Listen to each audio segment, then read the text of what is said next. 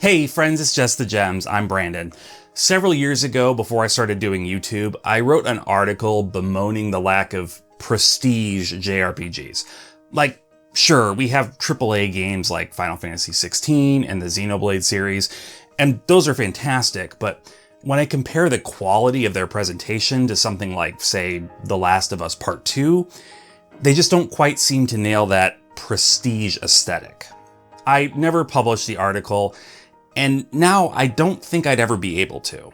The past years brought us Final Fantasy VII Rebirth, which has been the closest we've come to prestige JRPGs, and now, just barely into 2025, we're getting Clair Obscur Expedition 33. The prestige JRPGs have arrived, and I am so very here for it. I was able to play several hours of Clair Obscur, and I'll admit, I had some doubts going into the experience. Sure, everything I saw in the trailers made the game look amazing. The graphics, the performances, the combat, everything looked immaculate. But trailers can be misleading. I'm happy to report Clair Obscur's trailers were not. Graphically, this is an incredibly beautiful game. This is due in large part to the atmospheric effects that fill every area, subtle lighting and mist and all sorts of things that just make every place feel very real, despite looking like something out of a fever dream. Yeah, even more than the beautiful graphics, the art and world design here are just beyond incredible. I said fever dream, and that's not far off from how it actually feels to wander around the world. The first area I explored was a forest, and initially it just seemed pretty simple. Beautiful, yeah, but just your average forest. There's all sorts of ruined architecture strewn around the landscape, giving the place a feeling of immense age that I really appreciated. Before long, though, the standard forest environment gives way to a broader vista that really drives home how alien this place is. Huge rocks and other items levitate around the landscape, and structures that look like nothing on Earth show up far off in the distance, giving the sense that some really big magic event, I guess, must have happened here. The section I played, it started right in the middle of the action, so I'm missing a lot of the context I expect we'll get when the game releases, but every step you take, you get a strong sense that it's a path that a lot of other people have gone down before. And you have all their corpses left everywhere to drive that point home. After a few big fights against some massive guardians, I eventually made my way out to the world map. Now, I know this is something that everybody is going crazy for. There's this resurgence of love for the traditional world map in JRPGs. I've always been indifferent at best about world maps as a concept. To me, they were used in the old days to solve a problem the hardware couldn't account for. But I understand how nostalgia works, and even though the concept doesn't do the same for me, I get why people are happy. And I will say, the world map in Clair Obscur is probably the coolest world map I've ever seen in a video game. It manages to translate the beauty and detail of the world environments perfectly well as it scales everything down. Monsters roam around the map for you to fight or avoid, whichever you prefer, and you can set up camp anywhere, which lets you heal, learn new skills, and raise your stats whenever you gain a level. So the world is beautiful, yeah, but it also just feels really tragic. If you haven't heard the basic premise of the game, it's this. In this world, there's a paintress, which I guess is just a female painter. I never realized there was a gendered term for it, but she's like magical, and maybe evil.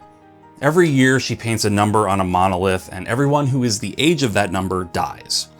Expedition 33 is the group of people who are soon to be killed by this magical paint by numbers, and like so many expeditions before them, they head out with the intention of killing the paintress before she can kill anyone else. But given how many expeditions have failed in the past, it's clear that's not going to be very easy. I started out with Gustav, who looks to me a lot like Robert Pattinson. Does anybody else see that? Anyway, Gustav is separated from his group after a big battle that I caught a glimpse of in the cutscene that started the demo off, so he heads out to try and reunite with them.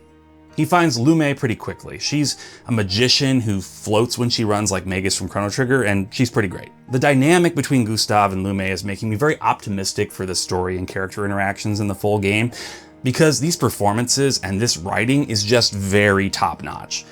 You can tell that the two of them butt heads a lot, but there's a mutual respect and trust that they have for each other that's really endearing. Their next goal is to find Mael, another of their companions they lost in the previous battle. After a bunch of tricky fights, they find a clue to her location and set off for it. When I finally found Mael, she was inside what looked like a really fancy mansion, which I found a doorway to in the middle of the floating waters, basically an underwater dungeon that's fully above ground. I don't quite know how to explain it. Hopefully the footage is getting the point across. Like, everything is underwater except for the characters. But anyway, I brought Mael out of the mansion after having a chit-chat with the curator, who I assume is the owner of the mansion? Or the butler? I don't know. He's nightmare fuel though. Anyway, I don't want to say too much about the story, even the bits that I saw, because I think you'll enjoy it much more if you just go into it with minimal knowledge. But suffice to say, given that characters and story are the things that are most important to me, Clair Obscur looks like it is going to deliver. Now, the combat. I knew the battle system was turn-based and incorporated some timing mechanics, but I didn't realize just how much that was true. There's no timing required for your standard attacks, at least not that I encountered. No, the timing elements come in when you use your special moves, and even more so when you're on the defensive. When enemies attack you, you have several different options. You can dodge, which has a relatively wide window of opportunity to avoid damage.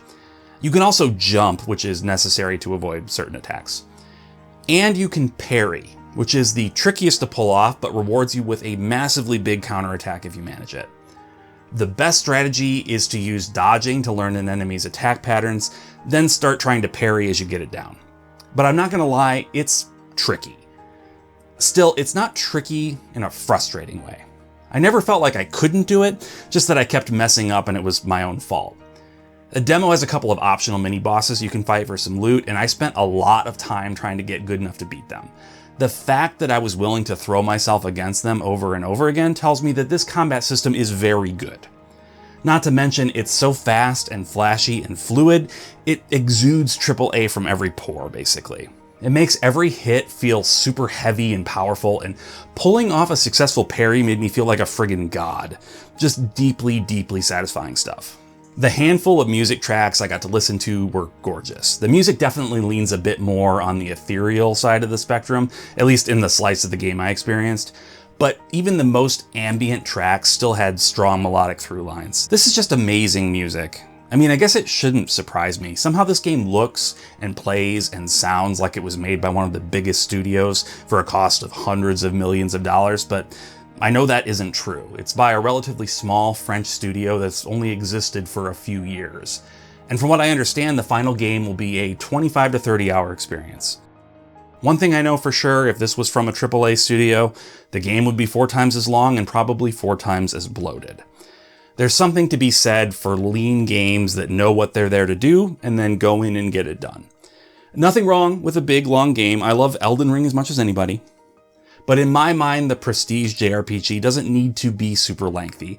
Actually, I think it benefits from brevity. It's safe to say my apprehensions have been allayed. I'm not at all worried that Clair Obscur won't live up to the lofty expectations the trailers gave me. In fact, I'm comfortable saying that it has a very, very strong chance of being Game of the Year.